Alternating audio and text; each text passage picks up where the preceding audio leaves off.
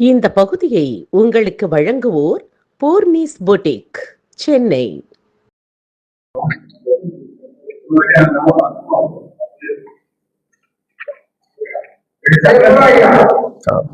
பத்திரிகையாளர்கள் அனைவருக்கும் வணக்கம். நாங்கள் தமிழ்நாடு தனியார் தொழில் பயிற்சி குழுமமான ஸ்கில் இந்தியனை சேர்ந்த உறுப்பினர்கள் இந்த பத்திரிகையாளர் சந்திப்புக்கு வந்திருக்கோம். அதாவது தமிழக அரசு தற்போது ஒரு ஆக்ட் ஒண்ணு ஃபாலோ பண்ணிட்டு இருக்காங்க. அங்கீகாரம் உள்ள மருத்துவ பயிற்சிகள், அங்கீகாரமற்ற மருத்துவ பயிற்சிகள்னு அதுல தெரிவிச்சிருக்காங்க. National allied and health care professionals ஆக்ட்னு அந்த ஆக்டை இப்போ அமல்படுத்தியிருக்காங்க புதிய அரசு. இது போன அரசு இருக்கும்போதே 2023 வந்துருச்சு. இதன்படி இவங்க என்ன சொல்றாங்கன்னா, இந்தியா யூனிவர்சிட்டி மற்றும் டைரக்டர் ஆஃப் மெடிக்கல் எஜுகேஷன் அதில் உள்ள பயிற்சிகள் மட்டும் அங்கீகாரம் உள்ளது அப்படின்னு சொல்றாங்க. நாங்க 2024 என்ன சொல்லியிருக்கோம்னா, நாங்கள் நடத்தக்கூடிய பயிற்சி நீங்கள் சொல்லக்கூடிய இந்தியா யூனிவர்சிட்டிக்கு கீழேயோ அல்லது டைரக்டர் ஆஃப் மெடிக்கல் எஜுகேஷன் கீழே வராதுன்னு சொல்லி நீதிமன்றம், சென்னை உயர்நீதிமன்றத்துல ஒரு வழக்கு தொடர்ந்திருக்கோம். அந்த வழக்கு இப்ப நிலுவையில் இருக்கு. அதாவது எங்களுடைய பயிற்சி தொழிற்பயிற்சி, அதுவும் உதவியாளர் பயிற்சி.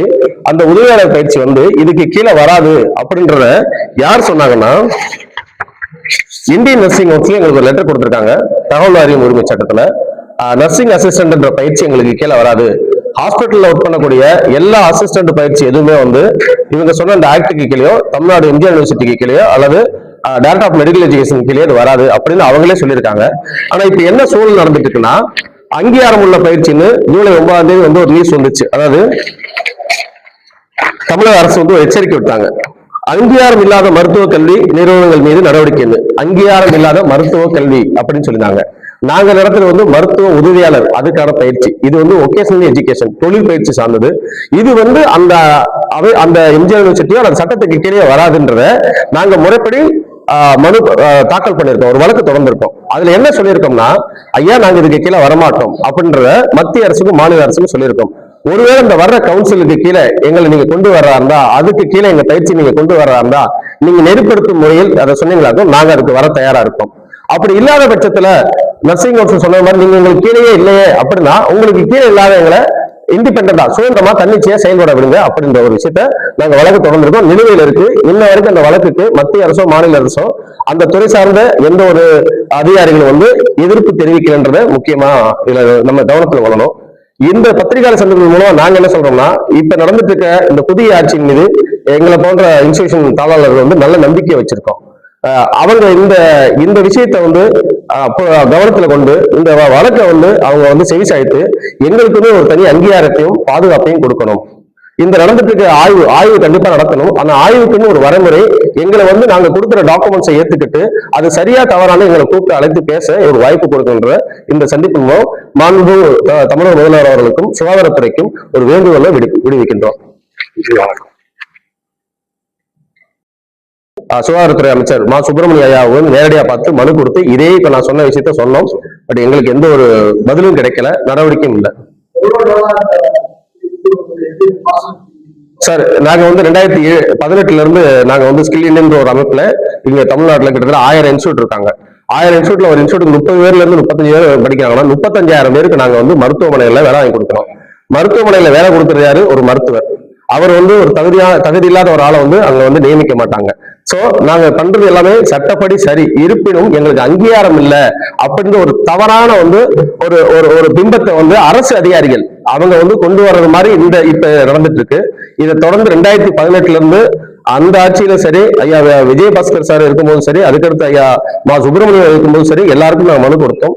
இந்த ஆட்சியில இந்த நடவடிக்கை இன்னும் தீவிரமா இருக்கு. அதை நாங்க வரவேற்கிறோம். அதே நேரத்துல எங்களுடைய தரப்பு நியாயத்தை கேட்டு எங்களுக்கான அங்கீகாரத்தையும் பாதுகாப்பையும் நாங்க அவங்ககிட்ட பணியோட அதை கேட்டுக்கிறோம்.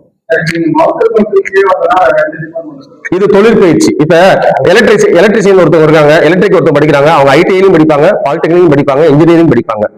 ஐடிஐல 6 மாச கோர்ஸ் இருக்கு, 1 வருஷம் இருக்கு, பாலிடெக்னிக் 3 வருஷம் இருக்கு, இன்ஜினியரிங் 4 வருஷம் இருக்கு. அப்ப இந்த எலக்ட்ரிக்கல் படிச்சவங்க ஒரு இடத்துல வேலை பார்க்கும் போது அவர் இன்ஜினியர், நாங்க இன்ஜினியருக்கு கீழே.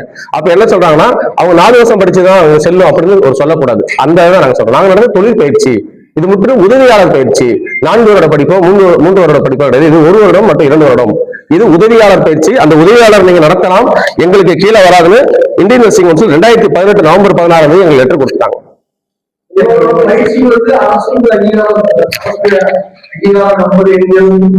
சார் இல்ல, அதாவது அரசுல வந்து இது பலதரப்பட்ட இடத்துல நடத்துறாங்க. தமிழ்நாடு ஓபன் யூனிவர்சிட்டி நடத்துறாங்க. எங்களை போன்று தனியார் அமைப்புகள் என்ஜிஓ மூலமா நடத்துறாங்க. நாங்க ஒரு என்ஜிஓவை ரெஜிஸ்டர் பண்ணி அரசாங்கத்துல ஒரு என்ஜிஓ எதுக்காக ரெஜிஸ்டர் பண்றோம்? சமுதாயம் சார்ந்த, கல்வி சார்ந்த மேம்பாட்டுக்கான வேலையை பார்க்கணும். அதான் நாங்க பார்த்துட்டோம். இதுக்கு சட்டத்துல இடம் இருக்கு. சட்டத்துல இடம் இருக்க போய் தான் நாங்க நடத்திட்டு இருக்கோம். ஆனா இந்த அரசு அதை வரமுறைப்படுத்தணும்னா எங்களை வந்து கூப்பிட்டு பேசி, இல்ல நீங்க இப்படி பண்ணுங்கன்னு சொல்லி வரமுறைப்படுத்தணும். இல்லாட்டி அந்த வழக்கை வந்து எடுத்து இவங்க என்ன கேட்டிருக்காங்க, என்ன பிரேயர்ன்றதை பார்த்து சொல்லணும். இந்த ரெண்டு விஷயமே பண்ணாம அதிகாரிகள் ஆய்வுக்கு வர்றாங்க. ஆய்வுக்கு வர்றதை நாங்க வரவேற்கிறோம். எங்க ஆய்வுக்கு வாங்க. ஆனா நாங்க கொடுக்குற டாக்குமெண்ட்ஸ் வந்து அதை வந்து கன்சிடர் பண்ண முடியல. இவங்க என்ன வச்சிருக்காங்கன்னு அதை கன்சிடர் பண்ணாம இவங்களை வந்து போலின்ற ஒரு பிம்பத்தை உருவாக்கிட்டு இருக்காங்க.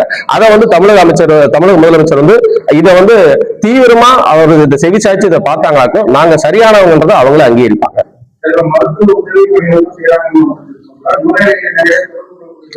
நல்ல கேள்வி சார். அதாவது கிளினிக்கல் எஸ்டாப்ளிஷ்மெண்ட் ஆக்ட்னு ஒன்று இருக்கு, சிஇ ஆக்ட்னு ஒன்று இருக்கு. அதுல என்ன சொல்றாங்கன்னா, உதவியாளர்கள் மருத்துவர் சொல்லக்கூடிய இந்த வேலையை தான் செய்யணும்னு அவங்களே சொல்லிருக்காங்க. இந்த வேலை பண்ணக்கூடாது, இந்த வேலை பண்ணலாம்னு. அப்ப அந்த டாக்டருக்கு கீழே அந்த கிளினிக்கல் எஸ்டாப்ளிஷ்மெண்ட் ஆக்ட் என்ன சொல்ல அந்த வேலையை நாங்க பாக்குறோம். மருத்துவரை தாண்டியோ ஒரு வந்து ரெஜிஸ்டர்ட் நர்ஸ், ஒரு பிஎஸ்சி நர்சிங் அவங்களை தாண்டி நாங்க வேலை பார்க்கறது. அவங்களோட கண் பார்வையை அவங்க சொல்ற வேலையை தான் செய்யறோம். அதுவும் உதவியாளரா.